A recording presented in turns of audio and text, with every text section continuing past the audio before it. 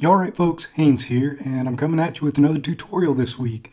So, as you know, Mac's always kind of had an easy built-in screen recorder with QuickTime, but actually with OS Mojave coming out, they've actually made it even easier. There's actually an app now called simply Screenshot that will do screen capture, screencast, screenshots, whatever you need, right there, all in one little all-inclusive app. So to get to this app, you can either pull it out of your applications folder, you can use the shortcut Command-Shift-5, that'll bring it up, or you could use your Spotlight search, and again, the app is just called Screenshot.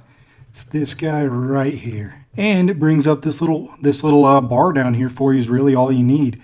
Right here, you could click capture the entire screen, which will take everything you see here. Capture selected window, which would be just right here, this Western Oregon University homepage I've got open. Or you could capture a certain portion of the screen, which is this box right here. Just capture whatever you want within that. And it also has options right here for doing screencasting or screen recording. Entire screen, or again, you can just record right in this little section. So if I just want to record what's going on right here, just do some crazy mouse movement, then boom, I'll click stop. Gives me my little preview down here. Let's see what we got, and yeah, there's my little mouse acting crazy.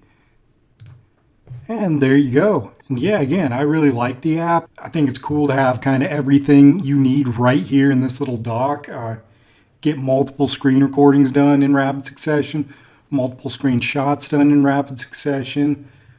Specifically the window capture I think is really cool, so you don't have to worry about, dragging a box to those exact dimensions. You could just capture the window you're in. So that's a really cool feature. So yeah, this app gets my 2 thumbs up. A great little feature from OS Mojave. That's going to do it for this week's tutorial. If you have any questions, comments, or snide remarks, go ahead and put them in the comment section down below. But thanks for watching like always, and I hope you have a great day.